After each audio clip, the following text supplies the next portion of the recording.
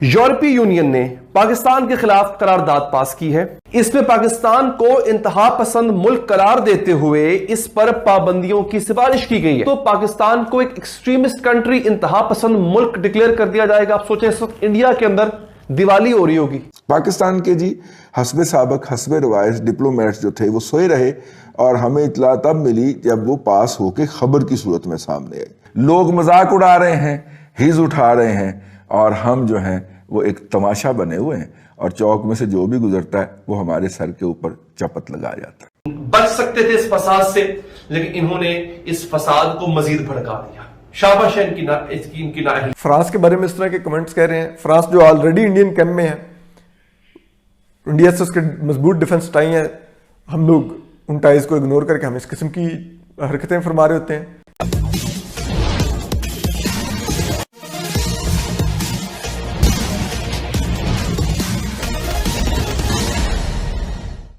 पाकिस्तान के अंदरूनी हालात तो पहले से ही खराब थे, अब बाहरी हालात भी दिनों दिन खराब होते जा रहे हैं। दोस्त दुश्मन बनते जा रहे हैं, या यूं कहिए कि पाकिस्तान की हरकतों के कारण पाकिस्तान खुद ही अपने लिए दुश्मन पैदा कर रहा है। फ्रांस से दुश्मनी उसका ताज़ा उदाहरण है। फ्रांस के ही कहने पर यूरोपियन यूनियन ने पहले पाकिस्तान पर आर्थिक प्रतिबंध लगाया, अब सुनने में आ रहा है कि पाकिस्तान को टेररिस्ट स्टेट घोषित करने जा रहा है। पाकिस्तान के इसी हरकतों की चर्चा करते हुए आज की पाकिस्तान मीडिया की चर्चा आइए आगे सुनते हैं। यूरोपीय यूनियन ने पाकिस्तान के खिलाफ करारदाद पास की है। इसमें पाकिस्तान को इंतहा पसंद मुल्क करार देते हुए इस पर पाबंदियों की सिफारिश की गई है। दो चीजें होंगी नाज़रीन, एक तो पाकिस्तान को एक एक्सट्रीमिस्ट कंट्री, इंतहा पसंद मुल्क डिक्लेयर कर दिया जाएगा। आप सोचें, इस वक्त इंडिया के अंदर दिवाली हो रही होगी, शादियाने बज रहे होंगे भारत के अंदर कि बाकी मुल्कों की तरह हमने कहा हम सिविलाइज्ड कौम तो है नहीं, हमें तो यह साबित करने के लिए कि हम कितने अच्छे आशिक रसूल हैं, कितने सच्चे आशिक रसूल हैं, हम साथ वाले हमसाए की गाड़ी को आग भी लगाएंगे, हम बेचारे किसी शख्स का किस्तों पर लिया हुआ मोटरसाइकिल उसको भी तोड़ेंगे, हम हर वो काम करेंगे जिससे हमारा नुकसान होगा और हम बताएंगे कि हम कितने सच्चे और कितने बड़े आशिक रसूल हैं। और उसका नुकसान यह होगा कि यूरोप हमें इंतहा पसंद मुल्क डिक्लेयर कर देगा। आप में से अक्सर कहेंगे सादे साढ़े लितर नू परवाह, कहेंगे ना हमें इससे क्या, हम तो भाईजान ये कर देंगे तो वो कर देंगे। भाईजान आपको परवाह नहीं होगी, उन 45% लोगों को जरूर परवाह होगी नाज़रीन, जिनका गुजर बसर जो है ना वो उनके जो बच्चे, भाई बहन, बड़े, कोई भी शख्स जो यूरोप में बैठ के कमाई करके टैक्सी चला के पैसे वापस भेज रहा है ना, उसको फर्क पड़ेगा, आपको नहीं पड़ेगा, चूल्हा उसका बंद हो जाएगा। अब मैं आपको बताता हूं हुआ ही है, उन्होंने लिखा ही है करारदाद में नाज़रीन, फ्रांस के नुमाइंदों ने यह कहा है कि पाकिस्तान में फ्रांस के खिलाफ इतनी नफरत है कि तशद्दुद रोकने की कोशिश करने वाले पुलिस अफसरान को फ्रांस का एजेंट कहकर कत्ल किया गया। दूसरी दलील यह दी गई, अब मैं आपको वो दलीलें बता रहा हूं जिस दलील की बुनियाद पर इन्होंने पाकिस्तान के खिलाफ पाबंदियां आयद करने का फैसला किया है और पाकिस्तान को एक इंतहा पसंद मुल्क डिक्लेयर करने का फैसला किया है। दूसरी दलील वो ये थी कि ऐसे मुजाहिरे दुनिया के किसी और मुस्लिम मुल्क में नहीं हुए, यानी ये मुस्लिम उम्मा का मसला नहीं था, पाकिस्तान में ही इंतहा पसंदी पाई जाती है, ये वो कह रहे हैं। पाकिस्तान के जी हस्बे साबक हस्बे रवायत डिप्लोमेट्स जो थे वो सोए रहे और हमें इतला तब मिली जब वो पास होके खबर की सूरत में सामने आई। हम इस रेजोल्यूशन को पेश होने से रोक सकते थे, हुकूमत पाकिस्तान रोक सकती थी, नहीं रोका गया। अब पेश होने के बाद इसको हम जाके काउंटर कर सकता है हमारा सफारतकार, हमारा दफ्तर खारजा। दुख है कि नहीं करेंगे। क्यों?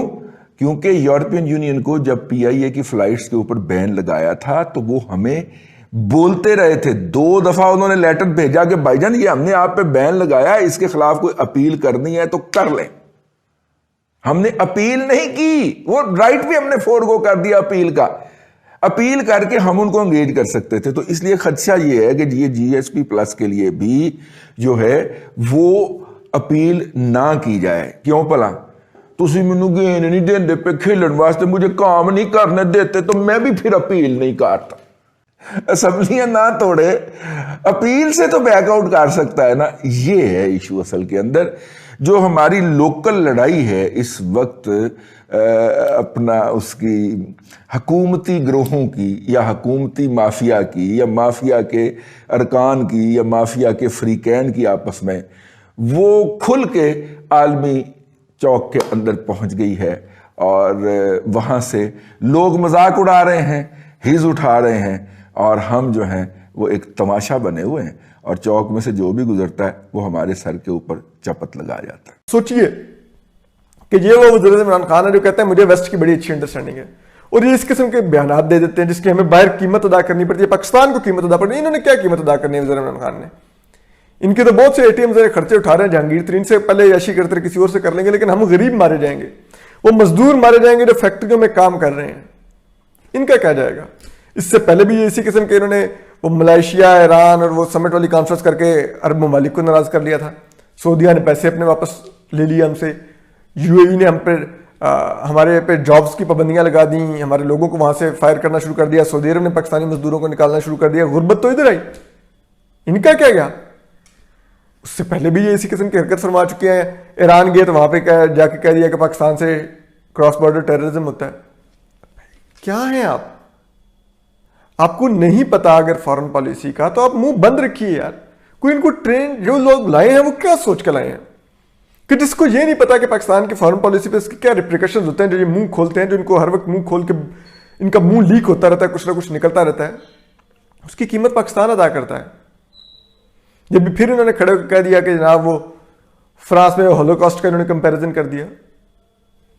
ठीक है, हम निजी महफिलों में ये कंपैरिजन कर सकते हैं, समझ आती है, लेकिन आप बतौर चीफ एग्जीक्यूटिव फ्रांस के बारे में इस तरह के कमेंट्स कह रहे हैं। फ्रांस जो ऑलरेडी इंडियन कैंप में है, इंडिया से उसके मजबूत डिफेंस टाई है। पाकिस्तान का आतंकवादियों को संरक्षण, समर्थन और धन मुहैया कराना यानी स्टेट स्पॉन्सर टेररिज्म या राज्य समर्थित आतंकवाद का लंबा इतिहास रहा है। पाकिस्तान चरमपंथियों के लिए एक स्वर्ग या सेफ शरण स्थली माना जाता है। अफगानिस्तान में सोवियत संघ से लड़ने के लिए अमेरिका को किसी जोड़ीदार या भागीदार की जरूरत थी और उसे पाकिस्तान के रूप में अपना भागीदार मिला। पाकिस्तान अमेरिका के लिए विभिन्न मुस्लिम देशों से जिहादियों को इकट्ठा किया और उनकी एक फौज बनाई गई जिसे तालिबान कहा जाने लगा। इसी तालिबान जिहादियों के बल पर अमेरिका और पाकिस्तान ने सोवियत संघ से अफगानिस्तान में युद्ध किया और अफगानिस्तान में सोवियत संघ को शिकस्त दिया। अंतर्राष्ट्रीय मामलों के जानकार और लेखक गॉर्डन थॉमस कहते हैं कि 9/11 की घटना 2001 में जब अमेरिका में हुई और चरमपंथियों द्वारा अमेरिका के ट्रेड टावर को हमला किया गया और तब जब जांच शुरू हुई तो उसके तार पाकिस्तान और अफगानिस्तान में मौजूद तालिबान जिहादियों से उनके तार जुड़े पाए गए। अमेरिका ने अपना संबंध उस समय तालिबान से हटा लिया या समाप्त कर लिया था, पर पाकिस्तान अपना संबंध उन तालिबान जिहादियों से बनाए रखा। कालांतर में कई और जिहादी गुट भी पाकिस्तान में फले फूले। जब पाकिस्तान के लिए सिरदर्द बन गए थे तब जनरल मुशर्रफ जब पाकिस्तान के राष्ट्रपति बने तब उन्होंने इन चरमपंथियों के खिलाफ कार्रवाई किया और इसी दौरान 2 गुट जिहादियों के बन गए। एक गुट जो सरकार का समर्थन करता था यानी मुशर्रफ के समर्थन में थे, पाकिस्तानी सेना का समर्थन करता था, और दूसरा गुट जो इसके विरुद्ध था। पाकिस्तानी सेना ने इन दोनों गुटों को आपस में लड़ाया और जो पाकिस्तानी सेना के समर्थक गुट थे उनको भारत में भी जिहाद के लिए उकसाया या आतंकवाद के लिए घुसपैठ कराया। कालांतर में इसी कारण से पिछले 12 सालों का अगर इतिहास पाकिस्तान में देखा जाए तो 3 बार पाकिस्तान को FATF के ग्रे लिस्ट में रखा जा चुका है। FATF के ग्रे लिस्ट में उन देशों को ही रखा जाता है जो आतंकवाद को समर्थन संरक्षण देते हैं और जो आतंकवादियों की शरणस्थली के रूप में जाने जाते हैं और उन्हें धन मुहैया कराते हैं।